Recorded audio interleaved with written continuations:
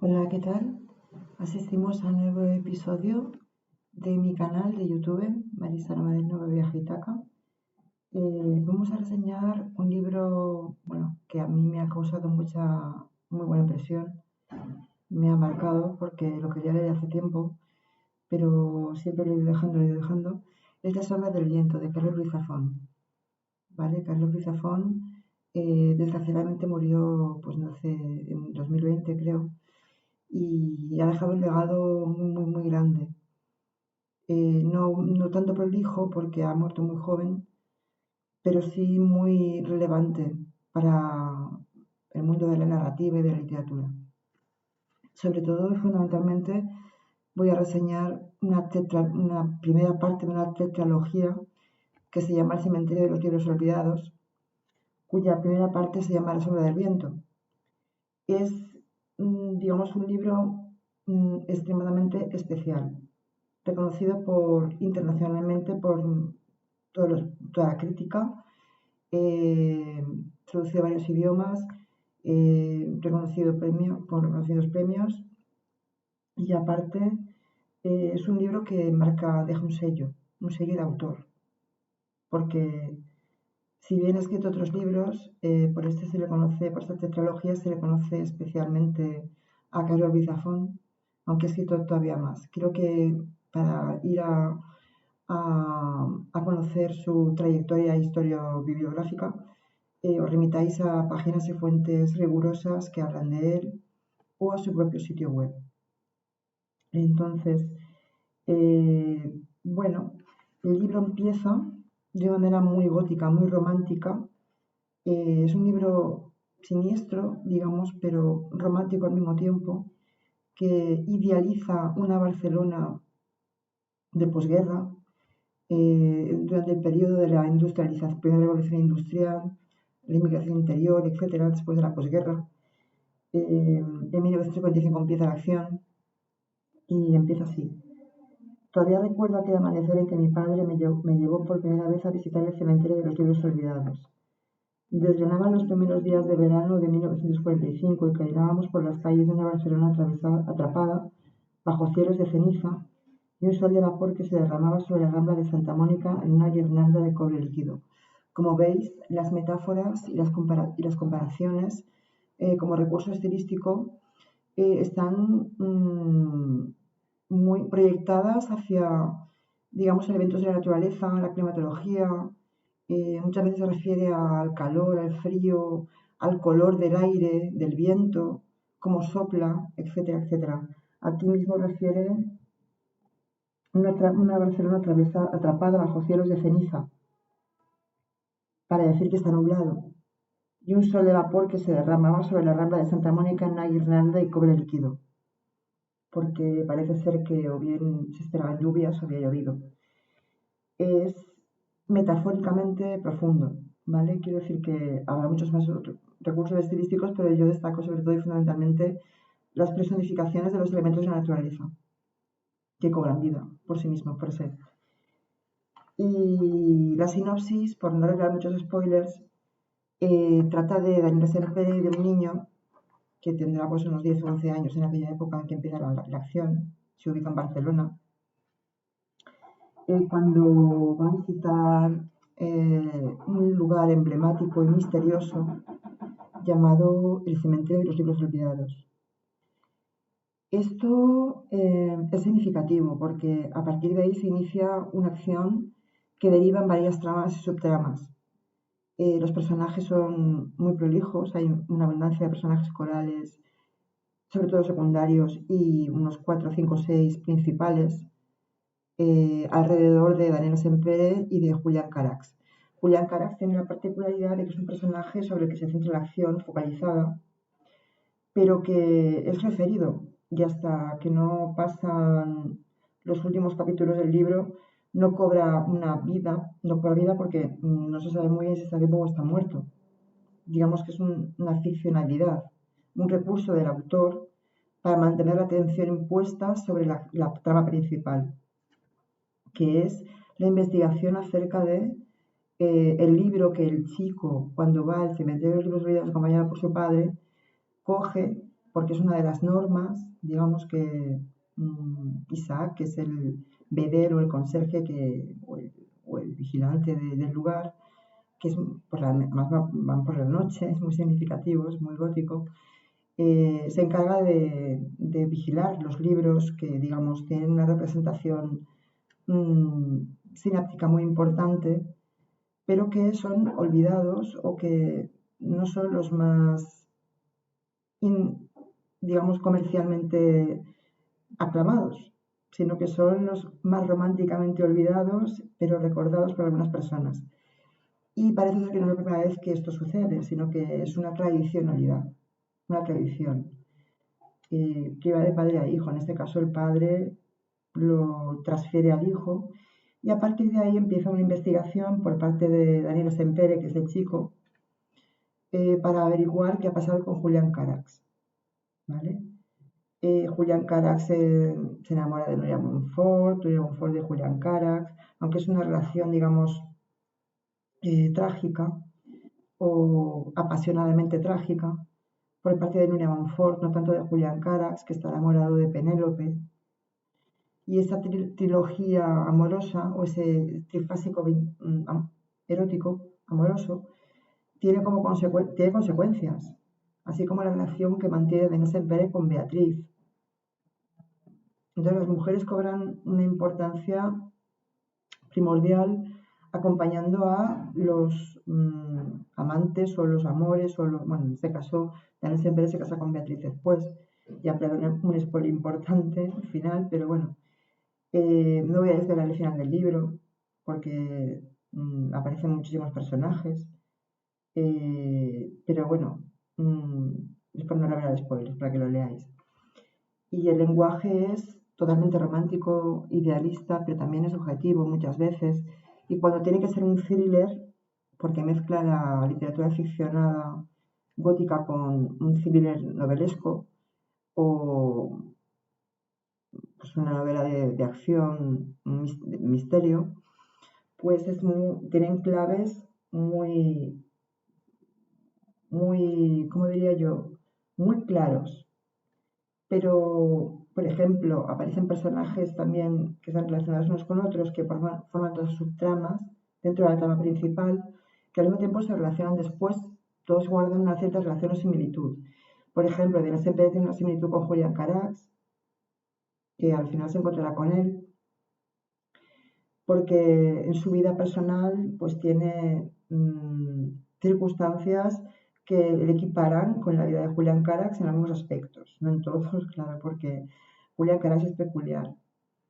Luego aparece un personaje que es al mismo tiempo el desdoblamiento o el alter ego de Julián Carax, que se encarga de quemar los libros que Julián Carax ha escrito, es decir, no solo escribe La sombra del viento, que es el libro que coge de siempre al principio, que luego pierde, que luego recupera, etcétera.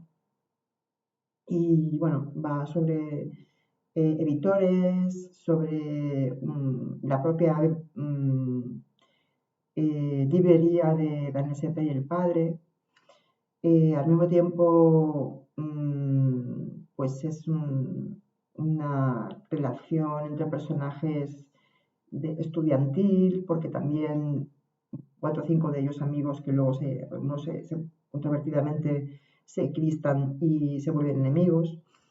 Por ejemplo, el hermano de Bea, porque quiere vengarse porque la deja embarazada, etcétera, etcétera, Daniel. Es decir, es toda una serie de un envoltorio objetivo y subjetivo al mismo tiempo, romántico, gótico, misterioso, muchas veces lúgubre. Romero de Torres, el amigo digamos que es un personaje multiversal porque viene de la transicionalidad, de la posguerra, pues ha tenido que vérselas con muchas circunstancias adversas y con la tortura de la secreta, etc. Luego hay un malo malote, quiero decirte, hay toda una serie de personajes que se van relacionando a medida que las tramas van confluyendo. Y eso va sucediendo a medida que la narración se va trasladando en el tiempo y va evolutivamente desarrollándose. nudo y desenlace, ¿vale? Hasta el final. Yo recomiendo encarecidamente este libro. Tiene una estructura, pues, 3 o 4 partes claramente diferenciadas y luego, pues, algunos capítulos que van separándose unos de otros para que el hilo conductor de la narración tenga una coherencia entre las diversas tramas y las historias, pero claro, ahí hay etapas cronológicas diversas porque Daniel Semper se va haciendo mayor y esa investigación dura muchos años.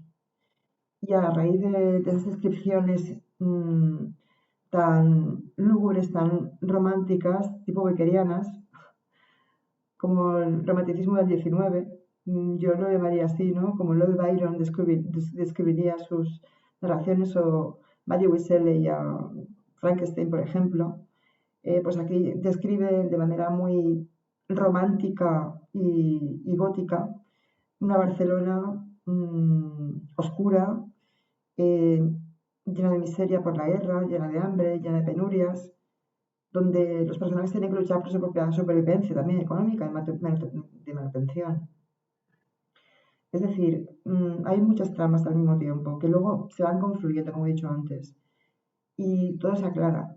Pero en esta primera parte, tengo entendido que la segunda, tercera y cuarta tienen elementos análogos o homólogos, pero se pueden leer de manera independiente. No es que tengan una continuidad una de otra cronológica o semántica derivada del tiempo que transcurre entre un libro y otro.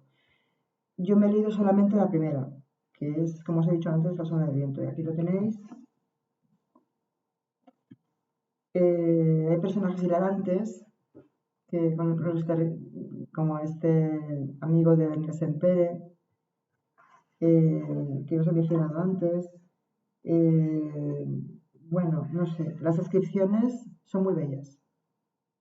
Yo lo tengo que decir taxativamente, son bellísimas, pero no exentas de dureza, como cuando tiene que describir la tortura a uno de los mm, artesanos o vendedores o que tienen un negocio, que al mismo tiempo creo que es profesor, si no recuerdo mal, o catedrático, que tiene una doble vida, digamos un poco de la farándula, o encaminada al submundo del travestismo, etcétera, etcétera, cuando le torturan o cuando torturan a Julián Romero de Torres, perdón, pues también las descripciones son duras y crueles, pero no exentas de una objetividad que no permite que el libro sea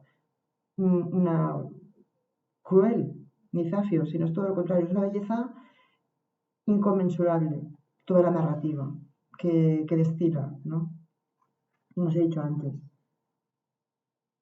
Luego están los diálogos y luego tiene ciertos episodios en los que existe una cartas, es de estilo epistolero a veces, en algunos fragmentos aparece cartas enviadas por ciertos personajes en los que se aclara un poco alguna subtrama que estaba un poco solapada, ya casi al final del libro, y se desvelan muchas otras cosas poco a poco. Pero el misterio sigue impregnando desde el principio hasta el final todo el libro.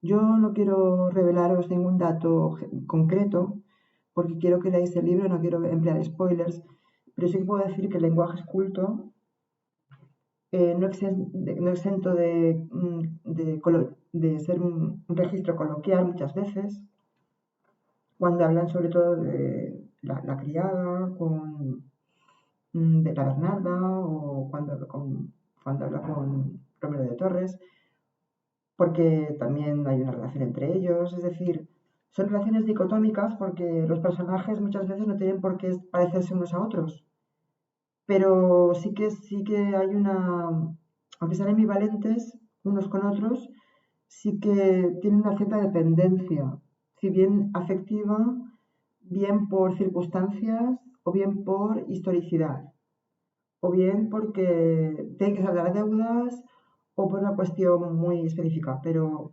siempre hay una relación objetiva. Es un libro objetivo, es un libro de misterio, pero es un libro thriller.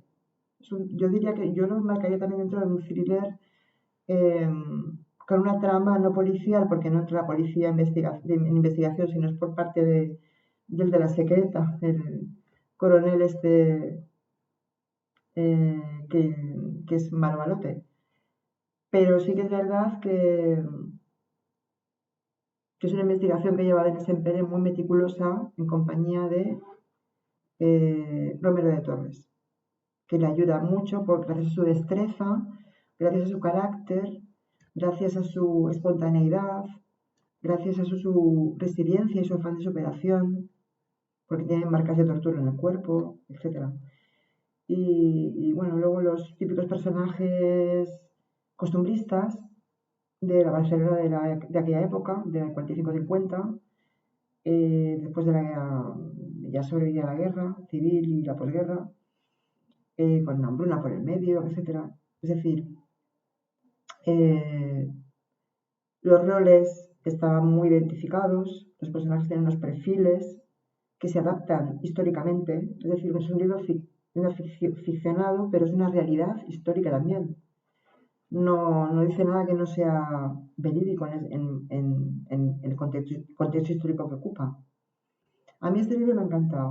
O sea, quiero decirte que yo quiero leer la segunda, tercera y cuarta parte, pero esto es un libro que es como un manual bíblico de la literatura narrativa moderna.